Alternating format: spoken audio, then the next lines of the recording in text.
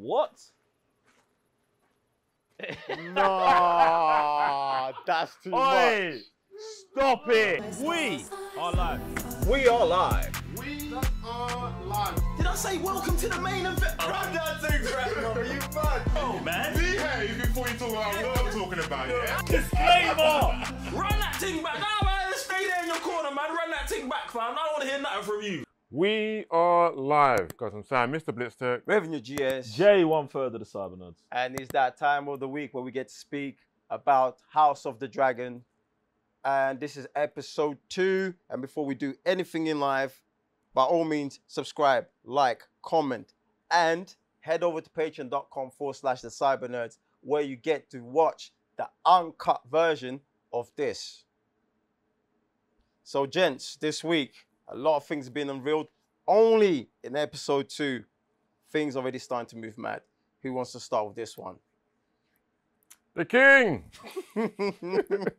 But easy, the king. Yeah, he's the king, man. He just needs to be reminded from time to time, you know, who he is. You mean every how 2 he's minutes? meant to run things. Yeah, like, everyone around him's like, he's asking questions. Oh, should I do this? Should I do that? I don't know. May I have your permission? Yeah, it's like, well, sir, you are the king.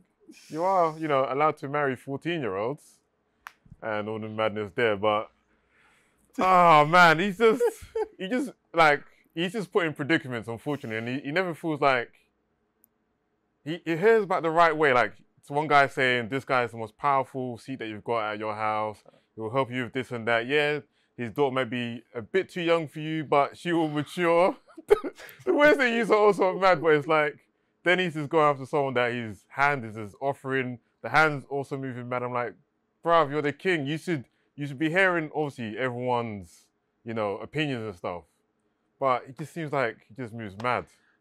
Only because I feel like he doesn't know how to move himself. I think that's actually what's happening. Like, I feel like he's listening to everyone and he's making decisions. He's just decisions. Yeah. Me personally, I don't agree with him. Do you know what I'm saying? Because it's like, even when it came to him deciding, like at the small council table, when he's deciding between the 2 girls, the 12-year-old and the 15-year-old, he's like, I don't feel like the hand knew prior he was going to pick his daughter. And this is what I'm saying. Like, I'm taking it off. Like, I don't feel like the king's wishy. I've said it in the first episode. I don't think he's wishy. What he just doesn't, like, he don't make good decisions, bruv. Like, I feel like he makes a lot of, like, weak emotional decisions. Like, he takes the less conflict route, the least conflicted route, which is I like, because in the episode they addressed it when he said, as a king, you're supposed to avoid war until war is unavoidable, which I hear. Right. I think that's the best thing he said during this episode. I hear that. I hear that. But I hear, like, listen, I understand the logic and I'm hearing, but you see what the other brother said about the storm? Like, you see when you see the storm coming, you go dead into it, or you go round, you don't wait for it to get you. This is the situation he's in. Yes. Now, I understand his point of, it's like, well, no, like, bruv, war's coming. War is imminent, period. But as a king, maybe war's always imminent, because it might be as well. So you have to be cautious with your battles. But that part, I'm not even addressing. I think that's fine where the war situation is at. It's everything that's leading up to a whole nother war. That's what's going on. Like, the whole thing with his heir and his daughter, like, he tells her, I'm not going to replace you as heir, which I rate, if he's being honest.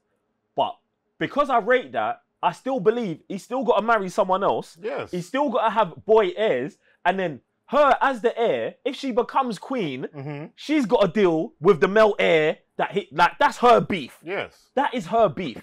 And, like, I love the way that she moves, because she understands what her beefs are. That's why she hopped on a dragon, went to wherever, Dragon's End or wherever, and was like, yo, fam, uncle, it's me, innit? Like, we can just squash this. Like, do you know what I'm saying? So I feel like he's making emotional decisions. And I think him picking the hand's daughter is more of an emotional decision than anything. Because he might be like us and be like, raw, she's 12. And I'll be like, I don't want to marry her. And bro, I don't think you should marry her. I think, but the next thing is he ain't got time. Because he's imminently dying. What they try to, I don't want to say gloss over, they show you but gloss over it as well. Do you get what I'm saying? So I think that's playing a major key as well, because he ain't got 2 years to wait for her to go from 12 to 14 for him to legally bust it. And I think like he's also been accepted that she's always in his quarters. She made this Yeah, that's what I'm talking about, emotions. He's seeing her on a daily basis. And that's why the day the Queen died, the hand sent her there. Because he's like, bro, we're going to get man in his most emotional moment. And the hand on the other end is like poking the bear, like, yo, we got to sort out your brother. Oh, we got to do this. Oh, we got to do that. You know what I'm saying? For the last 6 months, he's probably been rattled every day. Do you know what I'm saying? So I'm still giving him a bly. I still understand the way reason he's making his decisions. And I still don't agree with him, but I understand why you're here, bro. That's why I like the perceptions in this. Yeah. You know, with the whole thing with the daughters, the Hand's daughter, I think they're also setting up another kind of like interesting beef, because much like you said about him not having enough time, he impregnates her, man dies, it's a whole different drama coming through again. That's the drama that we was just talking about in terms of if she has a male heir, that is you know what I'm saying? And he won't be around to protect his daughter. But the thing is, it's getting set up, but that's normal. No matter what happens, someone's going to be attacking the throne. Do you get what I'm saying? We've seen it with every family, with every situation. So for me, I'm not panicking about a boy child that might come in 5 years. We got shit to deal with today, bro. Today! Today! This is what the brother keeps telling him. Like, this crab man is at our shores. He's destroyed my ships. What are you going to do about it? Today we're going to have a tourney because, you know... Brother, what are you talking about? And now he's gone to his brother, which he knows can sort stuff out. He knows his brother's about that life. I'm like... But you know, with that, I feel like the daughter is also preying the kind of men that's on that table, including her father, because my man's not moving like a warrior. And this is where she's like having all this energy, like, look, I'm tired of you guys. You guys are not doing anything. And she hops on the dragon and she goes to deal the way it's supposed to be dealt. Because my dad is over here doing nothing. And every day he just has me pouring drinks around, and I'm listening to these guys, and they're not doing anything. I don't even think that's her. I think, like, for me... This guy's in tears, yeah, because it's too much. Sam's killing me. Sam's killing me. I think her energy actually just supersedes all of that, bruv. I don't even think she's got opinions on all the man at the table. No, and she just knows what she's supposed to do, and she's doing it. And that's what I rate about her. Like, her hopping on her seeing the situation of, like, rah, I know you man are on some nonsense, but, like, I'm not I love that she's like, I'm not engaging in you man's nonsense with you man. I was at the small council meeting. I said what we should do. Your man didn't listen, and then you sent another situation. As the heir, and this is why I rate her, because as the heir, her position supersedes the hand. Period. I don't care what no one tells me. I don't care what the king says. I don't care what the hand says. The heir supersedes the hand, especially if the heir moves as an heir should move, as she is moving. So when she pulls up on a dragon, you see how no one could tell her nothing? No one could say nothing. Not because she came on a dragon, because she's actually doing something that someone in her position should be doing. The king. Exactly. Yeah, Well, and she fully understands bruv, that whole if the king's thing. not going to show up, she's the one who's got to show up. Yeah, exactly. And that's On the the thing. ground. That's not even something that them man at the table presented. And that's why I like her going there and just being like, bruv, I'll handle the thing, boom, and I'm out. She's gangster, bro. And that goes back to the king being emotional, where he's like spazzing on her, saying, "Oh, you're the only last one left." That's a good spaz. That's a good spaz. Yeah, exactly. That's what I'm a good saying. spaz. That's why I do understand the king. I understand her position. I understand Damien's position. I understand the king of Valerian's position. Just the hand and who else? I'm like, you guys. Do you know what's two are the deeper about nutters. that? Yeah, is that him understanding positions. She knows, and this is what's sick. She knows her uncle better than the king knows his brother. Yeah. And that's why she knows I can hop on a dragon, go there, offer man out. Yeah. Offer man out. Put myself as the sacrificial lamb, take my head right now, and he's not going to do it. Yes. That's why when go and watch the watch along on patreon.com/cybernerds. That's why during the watch along, when they present the whole situation, I'm like, King, go, bruv. Damien's not going to do nothing to you. Yes. But he could have rolled up there on his ones, on foot, and he would not do nothing. But he's carrying around the hand's fear. Do you know what I'm saying? The hand shook a Damon, so he goes with, like, he's carrying that around. Do you know what I'm saying? And it's like, yo, bro, just like, there's certain people that he should just know better. Yeah. And that's what his downfall Yeah. really is. He should know his brother better, he should know his daughter better, and he should know the black youth who's married to the queen that never should have been. That should really be an easy alliance. An easy alliance. Do you think she's on to the hand as well? Because you know when she's on the balcony and he's presenting like all these warriors from all these houses, and then she's like, "Can you present me someone who's actually has experience like on the field?" I think the difference is, yeah, when you're someone like the hand and what they call him, like a second son, yeah, and all you've done is climb through allegiances. That's all he knows. All he knows is what's the strongest partnership to get me where. That's why he's sending his daughter to the king, where she knows the best way to keep my dad safe is to have the best warrior around. That might not give us the best alliance for the realm, but that will keep this guy alive. And that is what should be the best for the realm, the king being alive. Now, that's just a difference in like theologies and how she sees it compared to he sees it. So I don't think he's doing it to like get the king killed. I just think obviously he doesn't understand. it's power like, kind of yeah, thing. like he doesn't. He's working on a different game. Like if his daughter gets married to the king, has a boy heir, and he's the one who lined up the allegiance between the man up north and these man, he has the power, and that's what I'm saying. That's the position he operates from, where she's operating about the safety of her dad. So the answers to that question are going to be very different. Peak, you know. It's super peak. It's Yo, so mad. the Crabman reveal at the end. Love it. I can't wait, brother.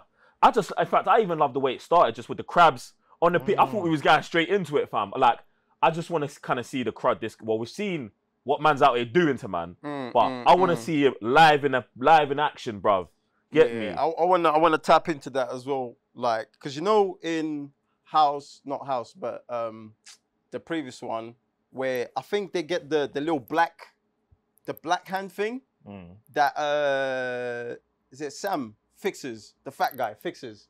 So you know you got that whole mystery around this realm. You know that kind of disease that Sam fixes in Game of Thrones. Oh, the one that the Knights got. Yeah, that thing. So it's almost like this kind of thing as well, but this time is with the dragon, with the crab. So I want to see like how dangerous and how these men become like crabmen. Like why you man look, because at the end the way you just look like, bruv, it's mad. It's like I'm hoping he's the only one who really looks like that. I'm hoping he's the one who. But really then does these men also look like that? That's what I'm saying. I'm hoping I would hope that he's got an army of regular man, and he's just a crab man. Do you know what I'm saying? Like, I wouldn't want them all to come be looking out like they're all from Pirates of the Caribbean. Do you know what I'm saying? That's I don't the want feeling that. I was having. Nah, I just like even having just the crabs. Like, how do you command the they're crabs? on the. I don't think he really commands the crabs, Yeah, but it's because almost like they're dead bodies. Yeah. because they're on the sea. Because they're on the the crabs coming to eat the bodies, but he does that. How he gets the name. That's why that's why he does it on purpose. That's why he was nailing man to the cross on the beach, so the crabs come and eat. Like that's his method of torture. Like that's what he does to people. That's how you know he's been there. All right, now with all that said, what are you man rating this episode? I'm gonna have to stick with another 4 in it. Like I think I gave the first episode like a 4. Now I'm thinking maybe that was a 4.5, but a 4. I'll give this episode a 4 because I feel like consistent. It's been consistent, and even they threw in some nice cinematography here as well. Just a little bit. Two shots that were nice. I really like the dialogue from this episode, like just the Game of Thrones, you know. Them ones. I'm not gonna lie. I'm with a strong 4, bruv. So you saying the 4.5? I won't fight that. Yeah, I'll say a 4 as well. It's kind of actually crazy. When you look past this episode, like, straight talking, no action, and to hold my attention for an hour. We don't need it. Like, it's true. The politics as well. It's always, like, do you know what? This is I'm just an action kind of guy. Nah, bro, I'm like, I hear you. I'm still watching. I'm like, I'm beef. I'm laughing at all the people who was complaining about politics in Star Wars, innit? Right. Because Game of Thrones is all politics, bro. Do you know what I'm saying? And I love it, bruv. Yeah, man, bruv. Get me. We didn't even need the dragons to show up, but you know what I'm saying? Yeah, just that, tick boxes. Yeah, the dragon, I'm here for it. You have to show the dragons. I'm here All for right, it. cool. Well, on that note, it is a solid 4 from your favorite nerds. You know what to do next. Jump in the comment section below. And if you want, once again, uncut version, head over to patreon.com/thecybernerds, where you not only get to watch this, you get to watch other series that we have there. The watch-alongs are there. So make sure you head over to Patreon. Other than that, we shall see you next week. I'm Raven, your GS. Sam, Mr. Blitztech. Jay, 1/3 of the Cyber Nerds. Peace.